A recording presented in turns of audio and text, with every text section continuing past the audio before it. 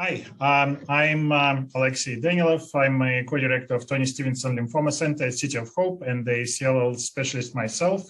And here with me, I have Dr. Alex Herrera, who is one of the thought leaders in management of lymphoma and who is my colleague at the City of Hope. Dr. Herrera, thanks so much for joining us today. And we will talk about your investigator-initiated study combining gemcitabine and oxaliplatin with immunotherapy, Atezolizumab. So do you mind telling us in general terms about the study and why it is important for patients with CLL and Richters? Absolutely. Thanks for the opportunity to speak today. So, we designed this trial based on findings, preclinical findings, that suggested that immunotherapies like PD-1 blocking antibodies or PD-L1 blocking antibodies might synergize with certain types of immunogenic chemotherapies. So we know that some chemotherapies can kind of trigger an immune response or, kind of work together with the immune system to kill cancer cells. And so, in the laboratory, folks have studied whether you could use immunogenic chemotherapies, kind of stimulate an immune response, and then use an immune therapy like PD-1 blockade, these checkpoint inhibitors, to enhance the immune response even further.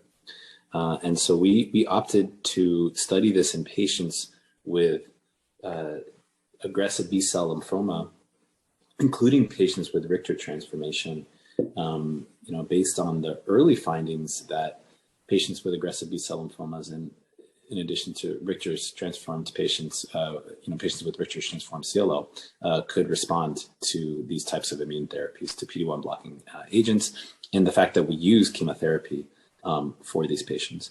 We designed it as a phase 1 trial to study the safety of combining chemotherapies with the immune therapy in this patient population.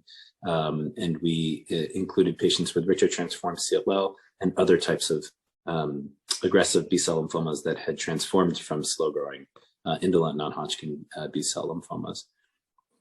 Thank you. Yep. Thank you. So obviously, Richter's transformation is one of the unfavorable complications of CLL, which requires new therapies. So it is great that this is being developed. So what are the main results of the study? So we found that we could combine chemotherapy safely with this type of immunotherapy. So we used gemcitabine and oxaliplatin with rituximab, so kind of a standard, platinum-based combination of chemotherapy, and we combined it with Atezolizumab, which is a PD-L1 blocking antibody. The combination was safe. We didn't find any unexpected toxicities that we haven't observed using either drug or kind of combination of drugs on their own. When we looked at the effectiveness of the combination, overall, half of the patients responded. We enrolled almost 30 patients. Half of the patients responded, and a little over a quarter of patients had a complete response to therapy.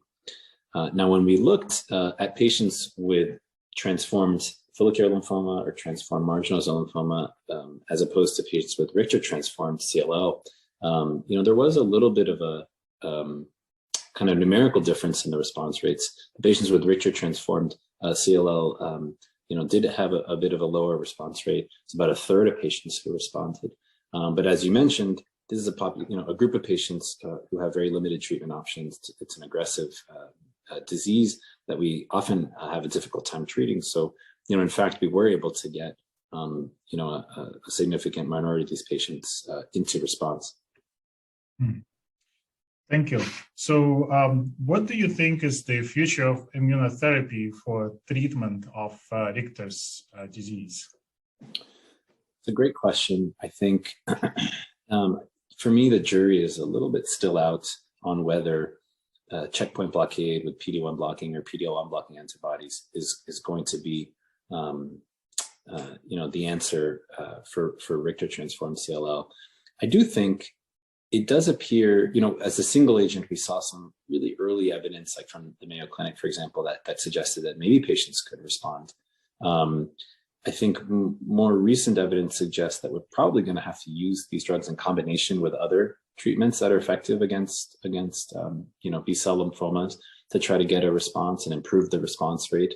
There's some data looking at BTK inhibitors plus checkpoint blockade.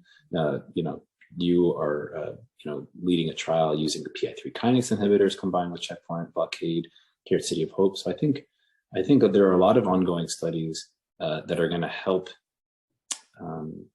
really help us understand the role that these immune therapies might play. There are other immune therapies like CAR T cells and things like that, and we've started to see some early evidence that other cellular immune therapies might be important for treating Richter transformation. So I do ultimately think that immune therapy, kind of as a larger kind of group of treatments, will be applicable to patients with Richter transformed CLL, and it's going to help patients with Richter transformation. I think we still have some learning to do, and some research to do to try to figure out exactly how to use it. Okay, well, thank you very much. This is really helpful. Thank you very much for your time. All right.